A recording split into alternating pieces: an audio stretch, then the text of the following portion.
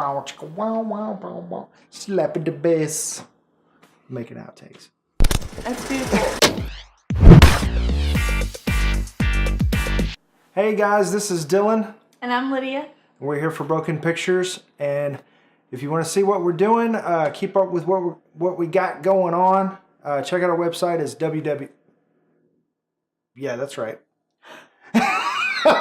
It's been so long since we've done a show. So it's www.pictures. No.com. Broken Pictures. Broken.pictures. It's www.broken.pictures. Don't listen to either one of us. I'm going to put it on the screen. Broken.pictures. No.com. Yeah, we've been networking a lot, man. Yeah. You can tell. So, how do we usually do this? It's been so long. You say, All right. Thanks for watching The Broken Dead. Here we go. Hit it.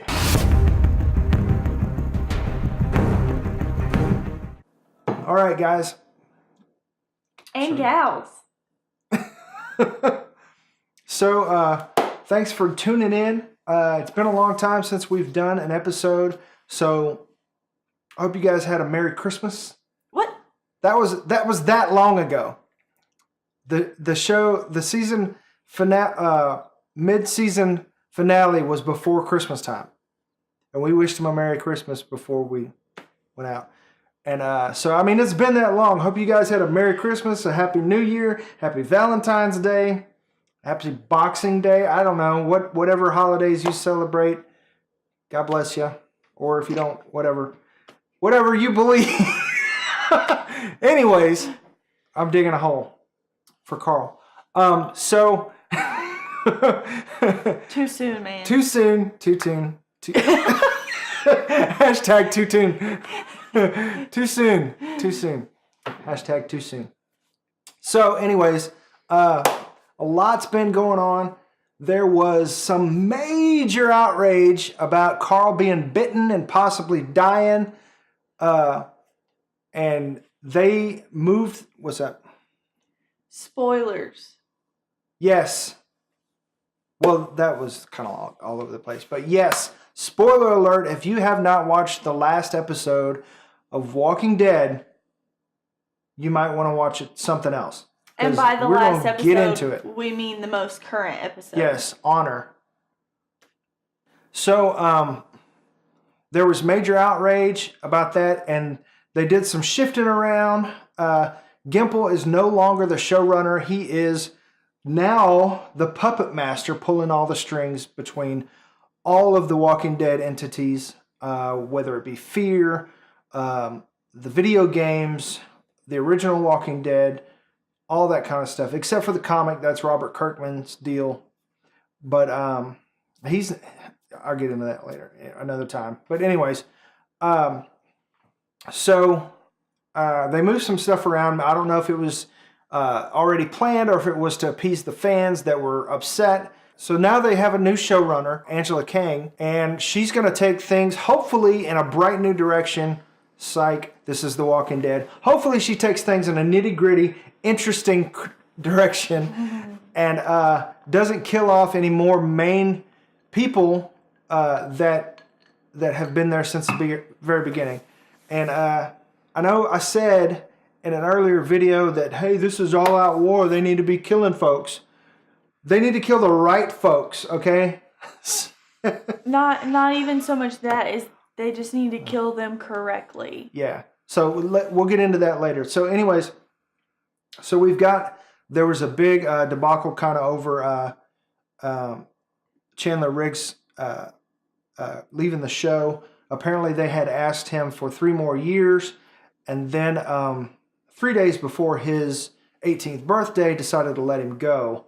And very unexpected. Very unexpectedly, he had already bought a house in Atlanta, and he was taking a year off before he went to college, making some big life decisions revolving around still being on The Walking Dead. Absolutely. And his dad went to bat for him. He was not happy. And so much so that he took to Facebook. Yeah, he went and ranted on Facebook about how he never trusted Gimple or AMC, and it got taken down pretty quickly, but not before the internet screenshot it and everybody saw it already. The damage is done.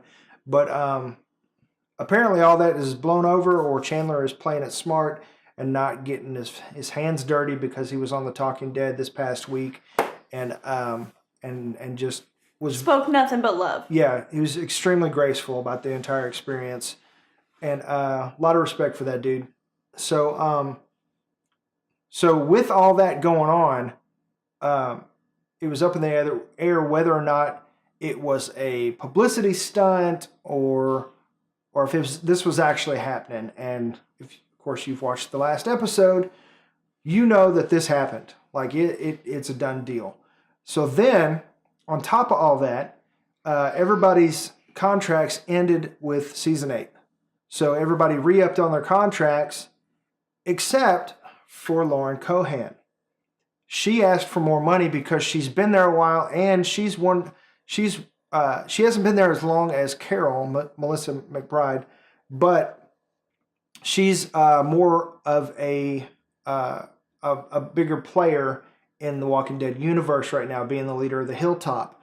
And she's been there since season 2, and there was only like 8 episodes in the first season. So, technically almost there since the very beginning. And so she asked for more money, and this is just like a normal thing. It wasn't her being greedy. When people re-up on their contracts, of course, they've been doing it a lot longer. They ask for more money. Their agents ask for more money. Their managers ask for more money.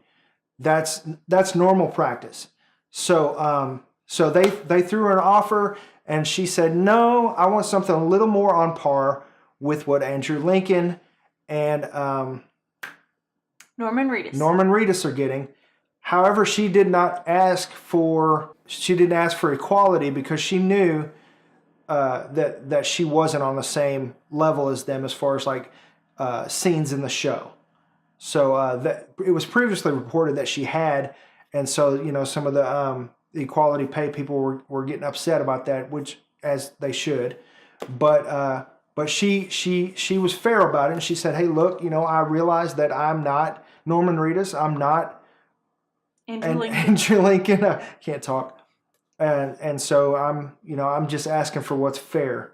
And they refused. So this could actually be a whole different episode. But anyways, she started fielding pilots from other episodes and from other series. And her agent said, hey, this isn't to light a fire under AMC to get them to answer. Like, she basically is just like, okay, well, fine, it's time to move on, is what it looks like, because she has accepted a pilot in a starring role for ABC, and it films during the same time as, I want to say, the first half of the Walking Dead season. So Maggie might be in jeopardy as well. And some critics are like, oh well, we'll do better without Maggie. No. Maggie, like, she hasn't been written well this season, but I mean, ever since Glenn died, they don't know how to write her without Glenn, apparently. So maybe they are better without her because they don't know how to handle her character. But if they handled her well, she is a very interesting character, a very good character. There's a lot of potential there, and they're squandering it and they're not using it. And AMC has been known to not pay up when they should. So it's very possible that we're losing Lauren Cohan in the near future. She's not signed a contract for season 9 so far. So we'll see how that plays out. Anyways, so all that has happened just over the break. And so, I mean, things are like falling apart. Things are there's a huge shakeup, I should say. I don't know about falling apart, but it's not good. So, and a lot of people are ditching on The Walking Dead, and the numbers are showing it. So let's get into the season. Not the season, the Episode. The episode. Blah, wake up. So Carl's dead. We go through and we see how Carl spent his last day. You know, he got the idea to write the letters. And something that I want to mention about that while we're on the subject, something that we had briefly talked about, but Chandler Riggs also touched on The Talking Dead. Yes. Chris Hardwick asked if that was his actual handwriting, and Chandler Riggs, you know, kind of laughed it off and was like, yeah, that's my actual handwriting. It's terrible, I know. But whenever we had seen, it was the episode, the mid-season finale is when we saw him first writing the letters, and we really weren't sure where they were going with it. I was like, man, that's so cool that they had him write terrible, you know, because he hasn't written. He didn't go to school. He was 10 when all of this happened, you know. And I think about our 10-year-old daughter who her handwriting genuinely looks like chicken scratch, and she goes to school every day. Yeah. Can imagine whenever this happened, whenever the apocalypse started, and he probably hasn't written much down since. Yeah, because he's been worried about living and surviving. You know, and so, like, who's teaching him? You know, like, he is a very smart individual for living in the apocalypse, and it's something that I think it's interesting to see right now that they keep talking of this future and this great big future and all of this. They are the future, da-da-da-da-da. We keep trying to find doctors and farmers and whatever else. Who's looking for the teachers? You know, who are going to teach these people? We're not collecting books. We're not doing anything of that nature. And so I just thought it was an interesting little tidbit, although Chandler Riggs came out and was just like, that's just my handwriting, you know. I almost wish that they were putting the thought that Robert Kirkman is putting into the comics, you know, this thought process is going, and I don't know that was in the comics. I'm not up to date with the comics. But I feel like just as a show, they're not putting that extra layer in it, you know. They're trying to scratch the surface and just give viewers something without really just like making magic happen. You know, I mean, like, there is an entire universe that we're in right now, and you know, and you think about other universes, the Marvel universe, and literally how Stan Lee is in every single Marvel movie, you know, and the depth and the thought that goes into that, and we're not getting that with The Walking Dead. Marvel just released their Phase 4 plan, and they've plotted movies all the way out to 2022 now. So I mean, where's that type of detail and layer in this almost $1 billion industry that is The Walking Dead? Sorry, I can't get past you saying multi. Please go back. Multi-billion-dollar industry, multi-million, if not billion-dollar industry that is The Walking Dead. That now Steve. I don't know who Steve I think is. you're thinking of Captain America. Steve Rogers is over. Scott Gimple is over. And I mean, if he's pulling the strings, hopefully he can pull himself far enough away to be able to orchestrate some of the details and make sure that these things are taken care of, because maybe he just had his nose to the grindstone too much and kind of lost sight of what was going on, because things were just getting flat. And I almost disagree with you. I feel like I wish people like Greg Nicotero were pulling the strings, you know, because to me, like, they put, like, I think about the episodes that he directs and the episodes that just, we get so much out of that. And I wouldn't say that he's the perfect director, producer, whatever. No one is. But to me, I feel so much more in those episodes than in other episodes. This past episode he directed. Yeah, exactly. And he's over the makeup. The makeup is always on point. That has never faltered. He's just so, he's involved. He's invested. He puts the time and effort in, you know. And I just, at this point in time, I wouldn't be able to say that, you know, Scott M. Gimple has done the same. Yeah. I mean, I don't know.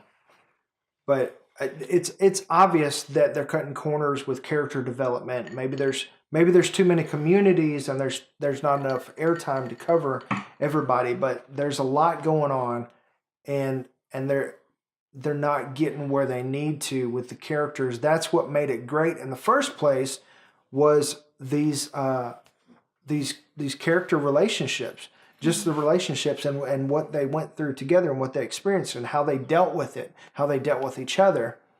But it's becoming so much to the point where it's almost like, well, we got to get to point B, so now we've got to finagle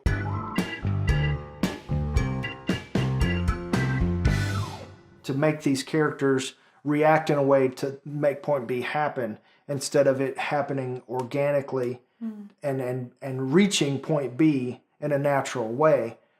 Suddenly you've got Carl, who last season was riding in the back of a truck to go kill Negan, is now this Zen master who's all about love. And I mean, it just seems like there wasn't enough of it of character development. It was more of a jump to get him there. And then I feel like that's why we spent the entire episode with Carl. I mean, if you have to retroactively go back and show how the character got there, and it doesn't feel like it's a reveal, if it feels like, oh, okay, we got to go back and we got to explain how he got there, then the writing isn't doing very well. Well, I don't know. I didn't really feel like that like was if it's their not, it doesn't goal. seem purposeful. You know what I mean? It seems like, well, now we've got to explain this. I don't think that they were explaining how Carl got there. I think that they were explaining where they wanted Carl to go. And so I don't think that they were trying to show us how Carl became Zen, because it didn't go that far back.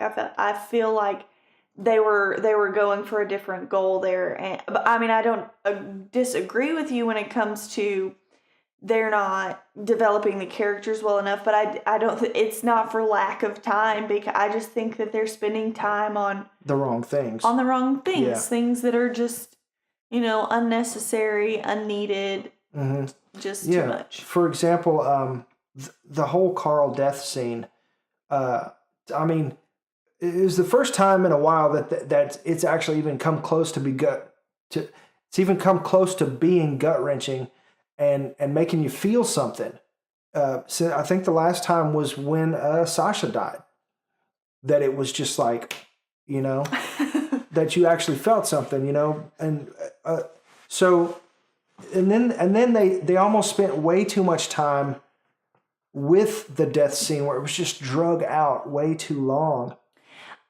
I am going to disagree with you there. I don't think it was drug out too long. I think it was poorly drawn out too long. I think that I needed a whole episode to see Carl. Well, yeah, I don't disagree with that, but I feel like he was dying for 3 days. What? I mean, it just seemed that way. He was dying for so long. And then he got there and it was just like, I mean, they spent so much of the episode, Carl's dying, him saying his goodbyes, but then they didn't even none of the other cast members said goodbye to him. That's what I was going to say. You know what I mean? It was just like they're cashing in on something that they haven't, you know what I mean? They're cashing checks for money that's not in the bank. Well, I mean, to me, it was just like, hey, you could have even, I don't know, just a hat tip to show maybe a previous time where, or even mention Daryl could have walked up and been like, "You're a hero, man. We all already said our goodbyes, Rick." Even said something to him to let them know that they'd already passed. Tara literally didn't even peace out, bro, knuckle touch, nothing. She literally just bye. Yeah, and I mean, I know that you can't show everything. That's why we don't see characters go to the bathroom unless it's a major plot point. But we understand that they do, So you can't show everything, because then it would just get repetitive. Okay, get in a line and say goodbye. But there is a way to do that and still get an emotional response, that makes sense for the story. And it just seems like it wasn't, it was almost there, but it wasn't. It's like, yeah, and I completely agree. Rick hardly even said anything the whole time he was with Carl, and I kept thinking, like, man, you're going to regret this. So many people wish they had a chance to say goodbye to a loved one, even especially in the apocalypse. Didn't get to say goodbye to his wife that he had delusions about. Yeah. Didn't get to say goodbye to people like Dale. He sort of did a smidge, but I mean, he didn't get to say goodbye to people like Herschel, important people in his life, Glenn, it's just like, Yes. And your own son who you have several hours with of what it seemed like. And you're just like, at the very end, you say a couple things and none of it. Michonne was obviously more, struggling with this a lot more. And so it really bothered me that Rick just really almost was just kind of lax about it all. Yeah, he was almost almost shut down about it. But he wasn't, though. Yeah. He wasn't shut down about it. He was just... Yeah, he was kind of blank about it. Just stare, like, oh. Yeah. But, I mean, like, Rick is such an extreme person, and that's what makes him interesting. I mean, like you said, think about when Lori died. I mean, he was just like, he was tore up. And, think about the meme, like, when he was like, Coral, no. I mean, that just ripped you to shreds. You know what I mean? That still is an impactful scene. But now it's just kind of like, meh. To me, it was even like he was like, the face, the Rick face that I pictured was something when Abraham died. And he's literally sitting there on his knees just like, and like that's kind of what I expected. But it was more so just like, and so I really didn't get that feeling that I was looking for. Yeah, I bawled my eyes out the entire episode, but just because of the episode, not for anything that they did to necessarily pull on my heartstrings. The best heartstrings that they even pulled on were the ones between him and Michonne. Don't carry that around with you, Michonne. Like, you can't do that. For me, just live, please. And that was just like, yeah. More. Yeah, and the little scenes between him and so I can't even remember her name, his little sister, Judith, who we hardly ever see, and then they're going to cash in on a relationship that they haven't developed. It just seems cheap, and it seems manipulative. Well, I don't know. It's almost like taken for granted, like, okay, well, this type of thing we know elicits a human response, so we're going to do this thing, it's taking it for granted instead of building to it, I feel like the Judith thing they did build to because he put in one episode. On the I'm talking about, in an episodic show, you've got to spend episodes building toward this. If you try to do it in one show, it's just kind of like, they tried to do it in the mid-season finale, in the mid-season, or, the second half premiere, and that's it. Yeah, which goes back to, it doesn't seem like they had planned for Chandler Riggs to actually leave the show until it was time for him to leave the show.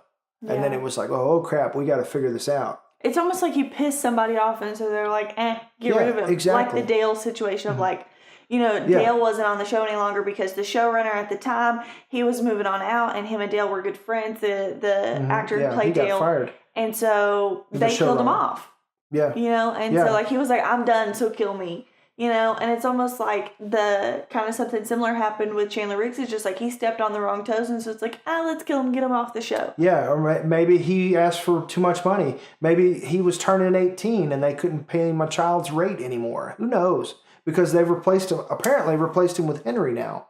So who knows what's going on behind the scenes or whatever. But not a lighter note, but on a more positive note, this isn't the first time that they've killed off a major character that in the comics went on to be very important.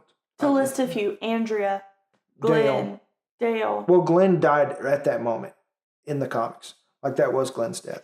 But I was under the impression that, like, Negan and everything came a little bit later. Mm-mm. Okay. No, in fact, that's they weren't going to kill him in that scene, And he asked for it because it was such an iconic death. He said, Glenn's got to go out like that because it happened in the comics. It's got to happen. Like, I want that. So he asked for it. He asked to be written out that way. So that's why they ended up killing Abraham and Glenn. Even though, whatever. But yeah, Abraham was already living on borrowed time because his character was killed off the way Denise was. I mean, so anyways, they've killed off characters. I mean, Judith, they apparently don't know what to do with her. Maybe now that Carl's not there, they'll have more space for her or whatever. But in the comics, she died. I want to say that during pregnancy, Lori fell and lost the baby. And I'm pretty sure that's how it happened. And but anyways, the point is, there's a possibility that they're going to be able to pull out of this what seems like a tailspin, and but because they've done it before, but at the same time the ratings look like they're taking a huge dip. So I mean, but we said on a positive note. Yeah, so we're going to have to see how this plays out because, as I said before, they always spend the first half of the season building up, character developing, building the story, and then the second half of the season they cash in and just take off running, and things just bam, bam, bam, bam, bam, and that's when all the action and all the good meaty things happen. And so the second half of the season they may pull it out of their hat and turn it around. So I'm hoping that's what happens. All right, so another thing that happened in between the Carl dying situation was Carol and Morgan mounted a rescue for King Ezekiel.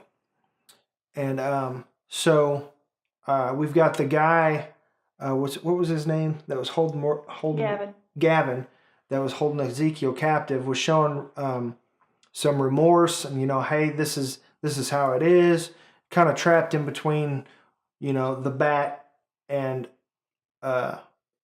actually living free, and he didn't believe that Ezekiel's way could work. So, excuse me.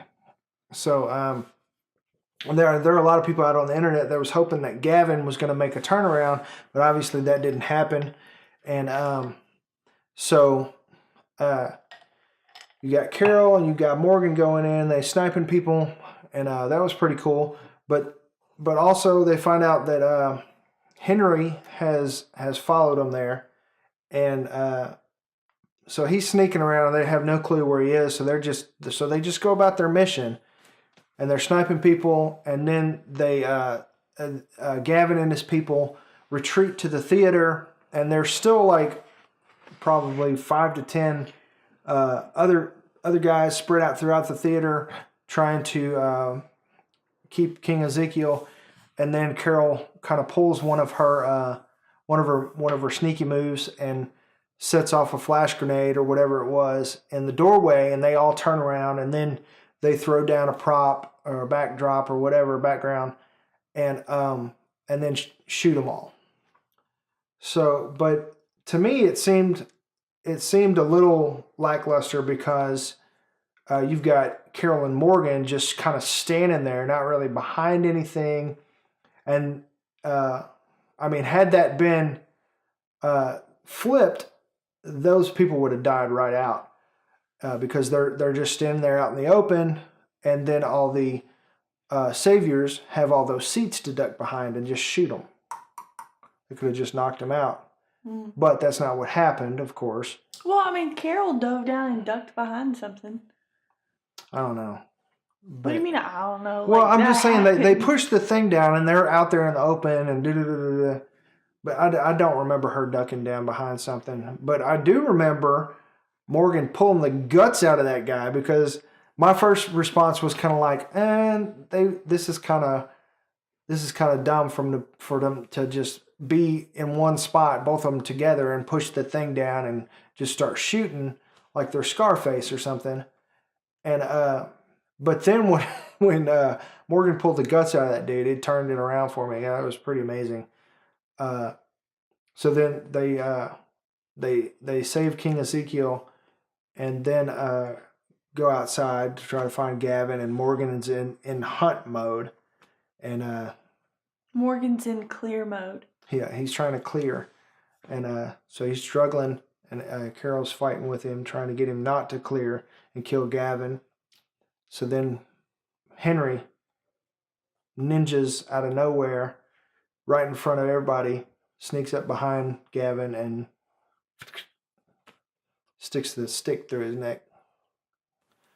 All right, so this part, I don't know, it just seemed like it was happening. Of course, it was happening in between, but it just, I don't know, it was kind of, at some points, it seemed like when Morgan's dragging the stick behind him, that was pretty cool within itself, but the way they intercut it with Carl's death scene, I see what they were trying to do, trying to show the juxtaposition between Carl's point of view and Morgan's point of view, but I don't think it was very effective because I think they pulled away from me. It was distracting too much. But I think if you cut Morgan's parts together, that was a really cool scene where he was dragging the stick and going after Gavin. Well, I'm going to cut in here. I would venture to disagree because maybe if it had been someone other than Gavin, but because Gavin is like almost a likable character, we all kind of wanted him to pull through. It makes Morgan just that more evil, and so I don't think that they're necessarily trying to do only a juxtaposition with Carl and Morgan about like, oh, this is the good people in the world who want good in the future, and this is the one who are kind of crazy stuff. I think it was more so like, you can either be two sides of crazy. You can be the crazy that kills, or you can be the crazy that doesn't. Because in Carl's fantasy, his look to the future, like, in what world is Negan out there picking tomatoes, giving a hug to Judith? Like, that's kind of crazy, Yeah, I think it was that's more true. so like a parallel between crazies. Like, which crazy do you want to be? Do you want to be the crazy that goes so far to, kill everyone and you literally can't pull yourself back? Or the crazy that just has this crazy amount of hope for a world that will never exist? Yeah, that's a good point. And I read several reviews that had the same point of view. It was like, first of all, Eugene should have not been in that vision. He didn't deserve a seat at the table. Yeah, we're done with Eugene. No offense, but I didn't really like him to begin with. And then he's almost like a Simon, almost. Like he's looking out for number one, which is cool for Eugene, but he's being a dick about it. It's like, just stop. Yeah. It's almost like they've almost painted themselves into a corner with Eugene's character where there's no going back for him. But there's something happening. Spoilers if you haven't read the comic. But in the comic, Negan shows the Saviors how to arm their weapons by putting Walker blood on their weapons so that even if somebody's nicked, they still turn into a Walker because of the infection. And so there's a clip for this next half of the season coming up where is almost shot for shot like the comic. So a lot of people think that's what they're doing, where he's standing out in front of everybody and he's got gunk on his bat and he's like basically instructing them how to do it or something. There's a theory that possibly the bullets that Eugene is making are going to be duds. That's how he's going to contribute, because last time we saw him, he had let what's his face go. Gabriel. No, yeah, let Gabriel go, and so I mean he's struggling. So like as far as not from our point of view, he's still Punk, but in his head he's still wavering, and so it's the writers are trying to decide, or not trying to decide, but they're showing opportunity for him to make a turnaround and come back, and maybe it's got to be some big way that he helps Rick's group overcome the Saviors, just like he helped the Saviors get out. But also that leads to what is going on with with Rick in that very last scene. That's pretty much all I've seen on the internet. And I know this episode is late. We've had a crazy week, so just bear with it.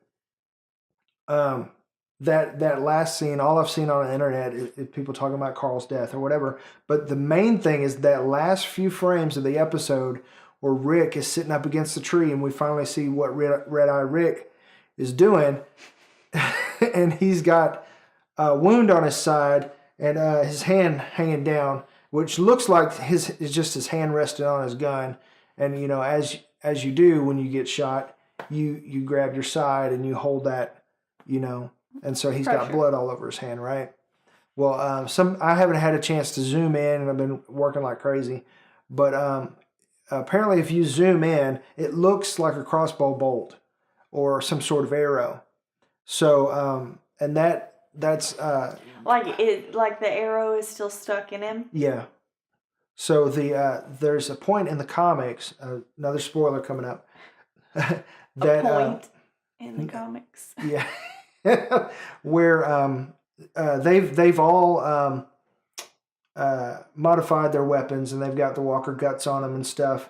And Negan orders Dwight to shoot Rick, but he pulls an uninfected bolt and shoots Rick, so in a place where Rick won't necessarily die. And so but at this point, it's possible that Rick thinks he's dying and that he's infected, and this is it for him. And so I don't think that Dwight shoots Rick. I think if anyone. Well, I'm just saying that's what happened in the comics. I don't think it's going to be Dwight. It might be somebody. I would actually predict it more to be Eugene than Dwight. Dwight at this point in time he's not about worry. He's not saving himself at this point in time. Mm-hmm. Yes, he wants himself to live, but at this point in time, I feel like Dwight is trying to redeem himself of all the evil that he's done. Yeah. I think at this point in time, he doesn't care whether he lives or dies. I don't know, because at this point, or not at this point, but there's a scene in the teasers for this second half of the season where he's back with the Saviors. So, yeah. When did you see these? The teasers that they let out before the season comes out. There's a scene where he's back with the Saviors. I know what they are. Well, I'm just saying, I saw them when they released them. Appreciate it. Sorry.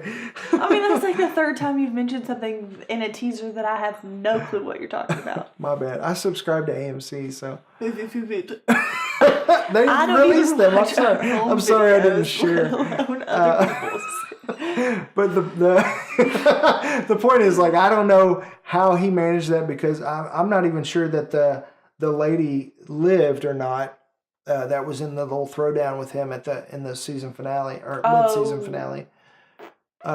So I don't know if she's there and she's going to out him, or if she's not going to say anything, or she died, or I don't know. But anyway, in the teaser, he's back with the Savior. So apparently he's there again to try to help Rick's group somehow. He hasn't. Where is he going to pretend he's been? You got me. I don't know. Sorry, I was in the bathroom. What? What is he gonna say? It was the bad one. But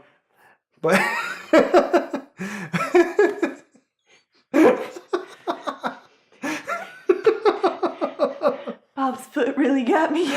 That was different group, not the same Gavin. We're talking about the guy's original name was Gavin, but we talk about Dwight.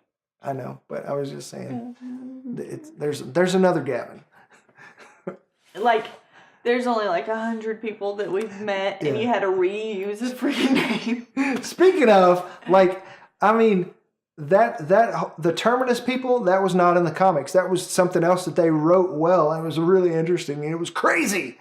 So that I liked that. But anyway, just aside from what we're talking about. So anyways, what do you guys think? What do you guys say? I just want to say that I'm very upset with them that they didn't even show Gabriel at all. Mm-hmm. Is he dead or not? Yeah. Yeah, and another thing with the whole Lauren Cohan Maggie thing, like everybody's going to the hilltop. How are they going to have the hilltop and not have Lauren Cohan be there? You know, it's like, are they just going to like the baby, just kind of like pretend it's not there? So, because she's been pregnant like forever. I realized that it took me a second to catch on. So, I mean, I don't know. Is she going to die in childbirth? Who knows? That would be sad because that would be... I'm going to be super pissed. Yeah, because Glenn's legacy, Herschel's legacy would be gone. That would be it. And so, I don't know. I'm struggling, to be honest with you. I'm struggling with the show right now because, to me, the whole show, she's struggling staying up late because I talk too much.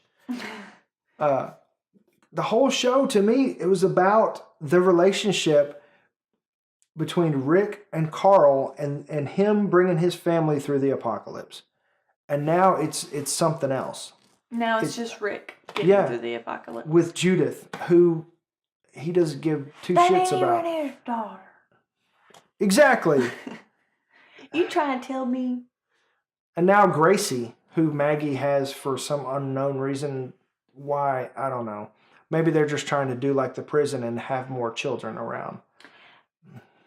That's a good point. I am really nervous / excited to see how they reveal Enid's reaction to Carl's death. Yeah, that better be gut-wrenching. Like, that better be like, just like, oh my gosh, I'm feeling that one. Yeah. She's going to have a really hard time with it. And I'm going to be really upset if they rick it over, you know. They rick it over. So yeah, what do you guys think? Do you think Carl's death was done well or not well done? Do you think that the action scene with Rick and Morgan was awesome, or do you think it was just a little glazed over? With who? I'm sorry, Carol and Morgan. Close. It's close. Or do you think it was done well? Do you think it was just kind of cheaply done and it's like everything we've ever seen before? You know, like with Henry, you know, oh, is he going to kill him? Is he going to kill him? And then whoop, there's a third killer that we didn't realize out of the blue. I mean, that's been played out so many times in action movies. It's like they're holding the gun and you hear the gun go off and they look and it was somebody else. You know what I mean? Yeah. Real quick, something that I forgot to mention that I thought was really funny about that is like, okay, Henry's up behind Gavin. He literally stabs a man through his neck. And then later on, whenever Morgan is like killing him for real to make sure that he doesn't turn into a walker, Ezekiel's like, don't look, hide your eyes. You know, I know, it's just right? Like, he's the one who stabbed him. I know. It's like the man who, you know, cast the sentence needs to swing the sword. You know, it's like, yeah, Russ like, should have been the one to stab him. You are a man like, now, son. Like, you did this. You have to face your consequences, exactly. You know, and it makes me, you know, just think about everything that's going on in the world today. And it's just like, sure, let a kid do something that's ridiculously stupid and then not make them see the finality, finality? Yeah, like the consequence. Well, just like, you killed a man. Mm-hmm. He dead. He ain't waking up, and like you're not making them connect, you know, connect that he's dead. You killed him. Yeah. I mean, if Henry is the new Carl, we saw Carl, like, he witnessed... Bruh killed his own mama. Yeah, and he had to witness not killing, like, playing with the walker that killed Dale. Like, he saw the consequences. That's why Carl became who he was and why he was supposed to grow into this huge badass. But, of course, we're not going to get to see that now. But one thing, I also thought it was pretty awesome. I didn't see it coming, how Carl killed himself instead of making Rick or Michonne do that. That was pretty awesome writing, because everybody, including myself, was like, who's gonna do it? Who's gonna kill Walker Carl, you know? I feel like Chandler Riggs wrote that for himself almost. It's just like, no one could have written that well, you know? It's just like, that was such a Carl thing to do, you know? It's just like, don't carry that around with you, Michonne. You know, like Yeah. I literally cannot let anyone Yeah. take that and carry that, Especially because he knew what it meant to carry that Yeah. around for your entire life. Exactly. He killed his own mother. Yeah, and when he met Michonne, she was still carrying the death of her husband and her child, and that's what made Crazy Michonne with the walkers on chains and stuff. And it was her relationship with Carl that pulled her out of that made her human again. And I'm kind of excited to see what happens with Michonne. Hopefully, they don't pull a Maggie after Glenn's situation where it's just like they just go on with their life and like nothing ever happened, and they're just cold to it. But I mean, I'm also excited to see how Rick's going to react to it, because if Rick don't go crazy ripping out people's throats and shit, I'm gonna be upset. Well, I think, in all honesty, that Michonne might leave the group. You know, I think that she might be alone for a while again. You know, can't imagine losing one child, let alone two, to her. You know, and the more attached you are to people, the more you have to lose. Yeah, especially the second time of opening yourself up in this world that you knew it was a risk and you knew that there was this possibility, and it's almost like you tell yourself, "I should have known. This is my fault." You know. So yeah, man. So that's positive. That's exciting. That's something that we want to see happen. And but I would just like to see more character development and like reactions. Not more. Better. Better, yes, better character development and better reactions to things happening to these people and how they deal with it, instead of just moving from event to event. And so anyways, let's go back. What do you guys think? What's going to happen? What do you think is going to happen with Ezekiel? What do you think is going to happen with Henry? Tell me about Carl. No, don't tell me about Carl. Tell me about how people are going to react to Carl's death. What's going to happen with Judith? Is she going to be a major player now? Is Henry going to take over Carl's place? Is Enid going to take over Carl's story? There's a lot that happens, and somebody's got to fill that slot. And so also, what's going on with Rick up against the tree and him quoting, what's the guy's name?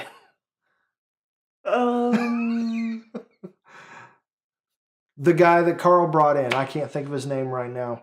I want to say Saeed, but that's Lost. That's from Lost. But anyways, what do you think's going to happen with him? Small other point. That guy had a better send-off for Carl than anybody else in the group, Daryl included, and that was pathetic. But anyways, what do you think's going to happen with this guy now? Sadiq. Sadiq, yes. I knew it was close to Saeed. I knew it started with something similar. So, I mean, how is Rick going to act towards Sadiq? Is it just going to be one awkward relationship? Is he going to take his anger out on him? What's going to happen with that? What do you think is happening with Rick on the tree? Do you think he's dying? Do you think he's just having a brush with death? Do you think this is before or after they take down the Saviors? Something that I'm interested to know is what part of the episode you had the most qualms with. I kind of want to know what y'all's opinions are on how they're, setting up the episodes and things like that. Mm-hmm. Yep. And hopefully the new showrunner will take it in a good new direction with new ideas. She's been there since the beginning, so she knows how this thing works. And she's seen the ins and outs, and a lot of times you learn what not to do from your mentors just as much as what to do. So hopefully we've got some good information coming from her, what she's learned and how she's going to roll with it. So wish her the best with the show. And so it looked like a send off, like almost kind of. Anyways, we're rambling. So anyways, thank you guys for tuning in once again. This has been The Broken Dead.